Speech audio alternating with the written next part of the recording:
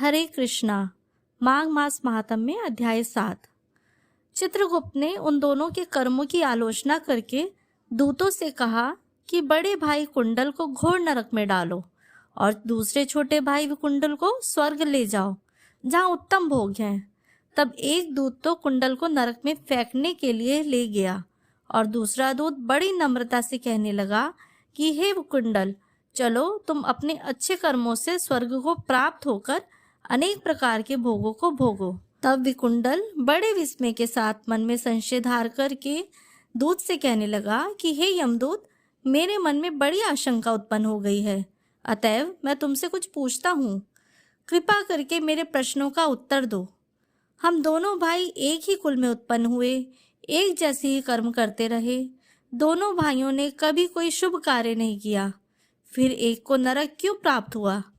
मैं अपने स्वर्ग में आने का कोई कारण नहीं देखता। तब यमदूत कहने लगे कि हे विकुंडल, माता पिता, पुत्र, पत्नी, भाई, बहन से सब संबंध जन्म के कारण होते हैं और जन्म कर्म के भोगने के लिए ही प्राप्त होता है। जिस प्रकार एक वृक्ष पर अनेक पक्षियों का आगमन होता है, उसी तरह इस संसार में पुत्र, भाई, माता पिता का संगम भी होता है। इनमें से जो जैसे कर्म करता है वैसे ही फल भोगता है। तुम्हारा भाई अपने पाप कर्मों से नरक में गया, तुम अपने पुण्य कर्म के कारण स्वर्ग में जा रहे हो। तब विकुंडल ने आश्चर्य से पूछा कि मैंने तो आजन्म में कोई धर्म का कार्य नहीं किया, मेरे पुण्य सदैव पापों में ही लगे रहे। मैं अपने पुण्य के कर्म को नहीं जानता। यदि तुम कर्म को जानते हो तो कृपा करके मुझे बतलाओ। तब देवदूत कहने लगा कि मैं सब प्राणियों को भली भांति जानता हूँ, तुम नहीं जानते।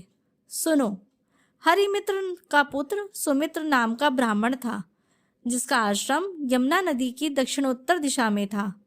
उससे जंगल में ही तुम्हारी मित्रता हो गई और उसके साथ तुमने 2 बार माघ मास में श्री यमुना जी का स्नान किया।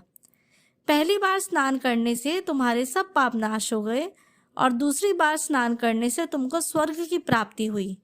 सो हे वैश्यवर, तुमने 2 बार माघ स्नान किया, इसी के पुण्य के फल के स्वरूप तुमको स्वर्ग प्राप्त हुआ और तुम्हारा भाई नरक को प्राप्त हुआ। दत्तात्रेय जी कहने लगे, इस प्रकार वे भाई के दुखों से अति दुखित होकर नम्रता पूर्वक मीठे वचनों से दूतों से कहने लगा कि हे दूतों, सज्जन पुरुषों के साथ 7 पग चलने से मित्रता हो जाती है और यह कल्याणकारी होती है।